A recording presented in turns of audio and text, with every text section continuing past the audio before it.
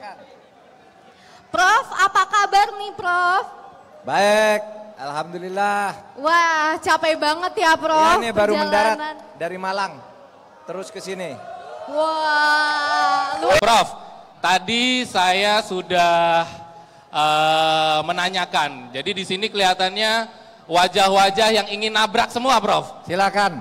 Ya. Tapi saya pastikan di sini, Prof, tidak ada pertanyaan yang receh, Prof. Ya, nggak boleh. Ya.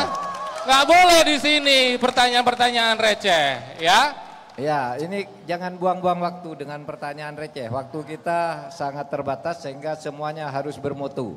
Tapi dibawa dengan rileks. Iya, benar. Prof, izin mengawali pertanyaan nih, Prof. Ya, silakan. Saya ini sangat mengidolakan Prof Mahfud.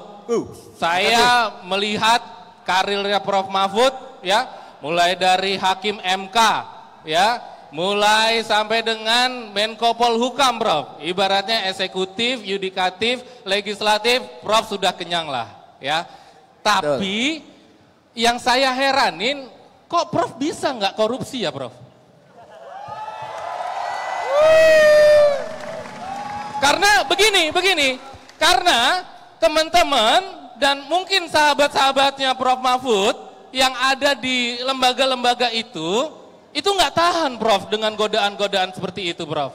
Atau mereka malah kejebak itu, Prof. Ya. Gimana itu, Prof? Tabrak, Prof. tabrak. Gini ya, orang itu biasanya untuk melakukan korupsi atau tidak korupsi itu yang ditakuti adalah hukuman.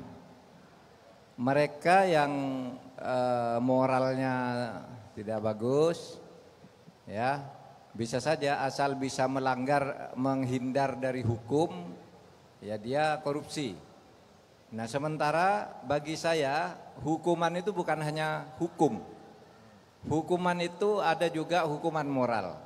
Maka di dalam ilmu hukum itu ada istilah hukuman heteronom, hukuman yang dijatuhkan oleh negara, polisi nangkap, hakim mengadili, jaksa menuntut gitu, itu hukuman heteronom namanya. Tapi setiap orang itu punya hukuman otonom, yaitu kalau berbuat salah meskipun tidak ketahuan oleh hukum, dia merasa takut, merasa berdosa. Dan hukuman yang sifatnya otonom itu banyak sekali terjadi. Misalnya apa?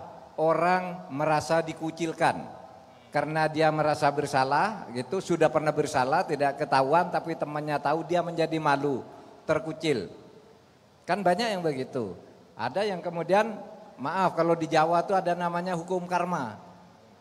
Dia hebat tapi misalnya istrinya lari, anaknya sakit-sakitan, anaknya terjebak narkoba, keluarganya katanya nih kalau dihukum karma ditabrak mobil dan sebagainya itu.